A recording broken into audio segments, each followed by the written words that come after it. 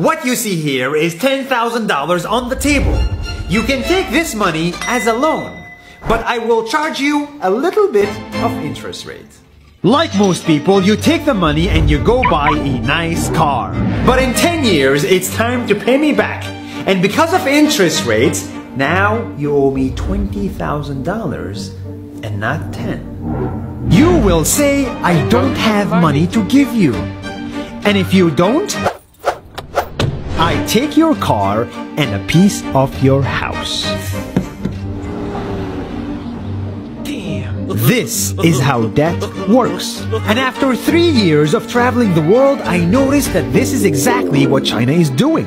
For example, take the small island nation of Sri Lanka. This developing country needs money and China has a lot of it. So Sri Lanka took billions of dollars in Chinese loans. It was easy money just there to be taken. And with that, they built skyscrapers, highways, airports, and shipping ports. The country grew and prospered. But few years later, this easy money came with interest rates, and Sri Lanka was so much in debt that it couldn't pay back China its money. And the only way out was to give China control of what they had built. In other words, Sri Lanka lost a piece of its home to China because of debt. This is the Chinese money trap. And it's a real thing I saw all over the world. In Papua New Guinea, I saw $2 billion in loans given by the Chinese to build skyscrapers, infrastructures, and ports.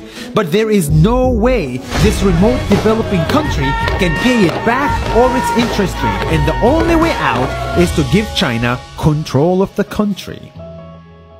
In the Maldives, Pakistan, Malaysia, Laos, Kazakhstan, Mongolia, Egypt, Kenya, and South Africa, the same thing is happening, and many countries are struggling to pay back Chinese loans. If you look closely, all these infrastructure projects like highways, ports, and bridges connect to China through the sea or through the land to form something far bigger, far more powerful than just a bridge. A new Silk Road. The world is already made by China, and I think slowly it will be owned by China. Don't get me wrong, building bridges, ports, highways, and airports is a great thing for the people and the country, but they come at a very high cost. And when these countries can't pay back the loans, these countries will lose their homes. One thing my parents had taught me is that there's no such thing as a free lunch or a free ride. So if we're not careful with our money or other people's money, then we better start learning Chinese.